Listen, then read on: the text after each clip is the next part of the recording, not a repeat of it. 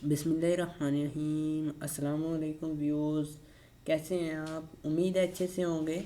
आज हम interesting questions की सीरीज़ करते करते 5 का ए पार्ट पर पहुंच चुके हैं। 5 का ए पार्ट में कहते हैं suppose that the mean mu of a random variable x is unknown. Mu जो है अननोन है, थोड़ा सा अभी कंफ्यूज करने की कोशिश की गई है आपको। But the variance of X is known to be. Variance of X, ये पॉपुलेशन का वेरिएंस बता रहा है। वो है हमारे पास, यहाँ में लिख लेते हैं। साथ साथ जो कुछ बता रहा है साथ साथ लिखते जाना है आप लोगों ने भी। वेरिएंस जो है वो है 144। और नेक्स्ट हमें बताता है कि should we reject the null hypothesis, क्या हम इस नल हाइपोथेसिस को रिजेक्ट कर सकते हैं? देखें बच्चों, अगर पेपर में ऐसा क्वेश्चन आ जाए तो आपको ऐसा क्वेश्चन छोड़ना नहीं चाहिए। बहुत ही प्यारा क्वेश्चन है, देखिएगा। नेक्स्ट हमने यही करना, म्यू नॉट इक्वल टू 15। ये देखें, उसने नल हाइपोथेसिस दिया था, अल्टरनेटिव मैंने खुद बना लिया।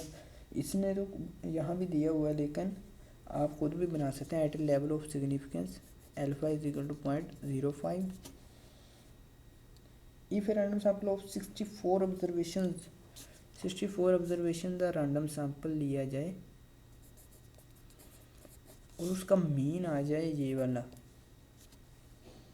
हमारे पास x bar is equal to 12, ये आ जाए। What are the 95% confidence limits for mu. ये तो नेक्स्ट क्वेश्चन है, ये हम एंड पर करते हैं, पहले इसे सेट कर लें।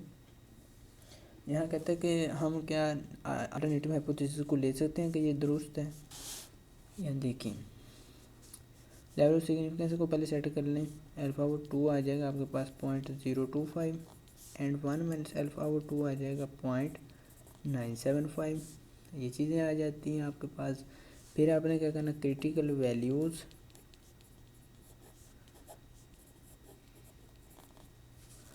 ये आ जाएगी आपके पास कुछ इस तरह से। जी ये ठीक कर लेता हूँ। जी अल्फा वो 2 आ गई आपके पास 0.025।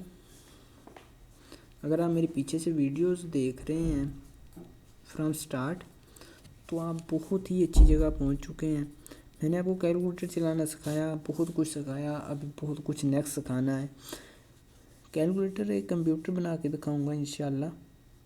यदि अल्फा वो 2 इज इक्वल टू, आधा तो कंप्यूटर बन गया है, आधा अभी बनाना है हम लोगों ने। हमारे बनना है। आपको वीडियोस कैसी लग रही हैं अपने कमेंट सेक्शन में ज़रूर बताया करें, ताकि मुझे पता चले मेरी वीडियोस कैसी हैं, कोई इम्प्रूवमेंट रहती है या नहीं। इसके अलावा अगर कोई ऐसा टॉपिक जिस पर मैंने अभी तक कोई वीडियो ना बनाई गई हो, वो भी आपने कमेंट सेक्शन में बता देना है। मैं उस पर भी एक अलग सी वीडियो बना दूँगा। इससे आप क्या होगा कि आपको जिस बात की समझ नहीं होगी वो समझ आ जाएगी। इसके रीज़न लिखने के मैंने 2 तरीके 4 के बी पार्ट में बता दिए थे। मैं ये वाला तरीका चूज़ करूँगा, -1.96 ग्रेटर देन 1.96, ये वाला तरीका। दूसरे वाला जो है वो बुक वाला है, बुक से देख के लिखेंगे तो वो भी आपकी मर्ज़ी है। फिर बनाएंगे डिसीजन रूल में यही सारी बातें लिखनी होती हैं। डिसीजन रूल में लिखेंगे इफ़ जी लेस देन -1.96 और greater than 1.96 we shall reject H naught, otherwise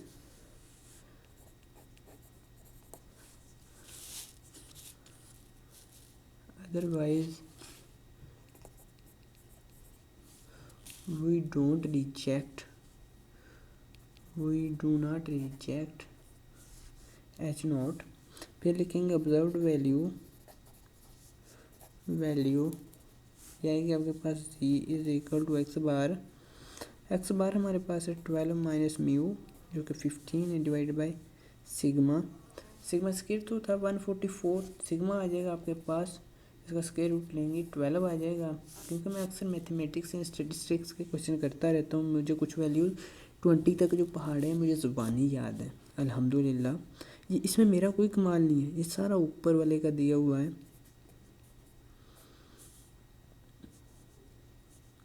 divide 64।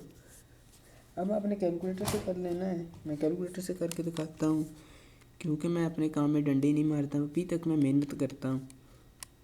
अगर आप मेरी तरह मेहनत करते रहेंगे तो यकीनन एक दिन आपको आपकी मेहनत का फल ज़रूर मिलेगा।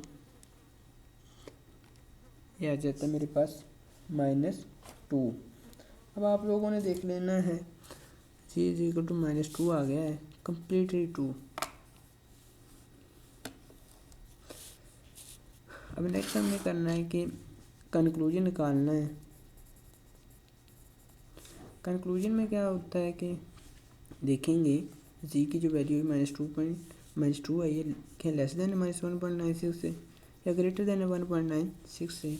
अब ये हमने पता खुद से लगाना है। -2 क्या लेस देन है -1.96, तो ये दुरुस्त है बात। जी जो है is equal to -2 is less than -1.96। क्या ये ग्रेटर देन है 1.96 से -2? नहीं, ये ग्रेटर देन नहीं है बट लेस देन है। इसी की बिना पर हम कहेंगे वी रिजेक्ट एच नोट। क्या लिखेंगे? We reject H naught. अगर दोनों ही डिसीजन गलत होते तो हमने लिखना था वी डोंट रिजेक्ट। अब हम लिखेंगे we reject H naught in favour of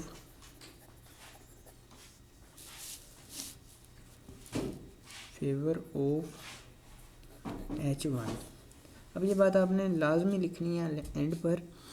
अगर इनमें से कोई भी एक डिसीजन दुरुस्त हो, अब तो यहाँ ये वाला हुआ था, अगर ये वाला दुरुस्त होता तो मैंने ये वाला ही लिख लेना था। ये वाला दुरुस्त हुआ इसलिए मैंने यही लिखा, और एक भी दुरुस्त हो तो हम रिजेक्ट कर देंगे। अगर दोनों गलत हों, देखिए ये वाला गलत था ना, ये वाला इसे मैं लाइन लगा देता हूँ गलत। अगर ये वाला भी इसी तरह गलत होता तो वी डोंट रिजेक्ट लिखना था। अब नेक्स्ट बात उसने कही लिमिट्स फाइंड करने हैं, बिल्कुल 12 चैप्टर वाली। 12 की अगर आपने 12.2 देखी है तो बहुत ही प्यारी एक्सरसाइज है, उसी का यहाँ उसने यूज़ करने को कहा है। जी की 2 लिमिट्स आ जाएंगी, हम लिखेंगे दी 2 sided 95% confidence interval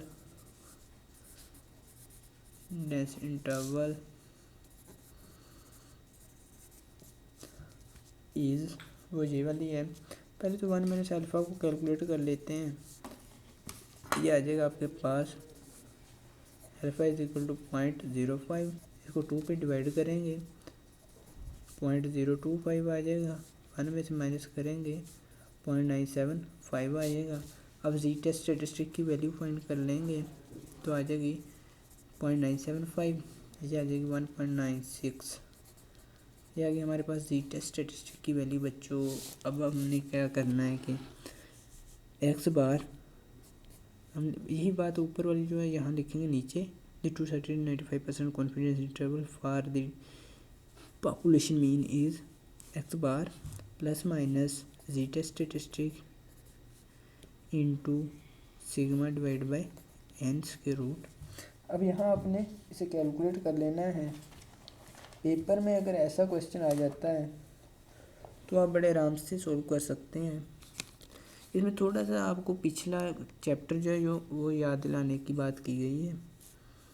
x bar 12 है plus minus Z test statistic value 1.96 into sigma जो कि 12 आ रहा है डिवाइड बाई एन। एन हमारे पास था 64। अब इसे कैलकुलेट कर लेते हैं। कैलकुलेटर से 12 minus 1.96 multiply by 12 divide by square root of 64। Z ये जो लेस लिमिट आई है हमारे पास माइनस करने से, वो मैं लेफ्ट हैंड साइड पर लिखूँगा 9.06। और अब हमने इसे प्लस में कन्वर्ट कर लेना है। प्लस में कैसे कन्वर्ट करना है? ये वाला आपने एरो प्रेस करना है, यहाँ ले आना है जी टेस्ट स्टैटिस्टिक की वैल्यू के साथ, यहाँ प्लस कर देंगे तो ये देखिए एंटर दबाया, फिर आ गई मेरे पास 14.94। ये वाली हमारे पास लिमिट्स आ गई। इसी के साथ वीडियो कैसी लगी कमेंट सेक्शन में बताना है। अगर न्यू मेंबर हो तो चैनल को सब्सक्राइब लाजमी कर देना है। मिलेंगे नेक्स्ट वीडियो में एक नए लेक्चर के साथ, तब तक के लिए अल्लाह ने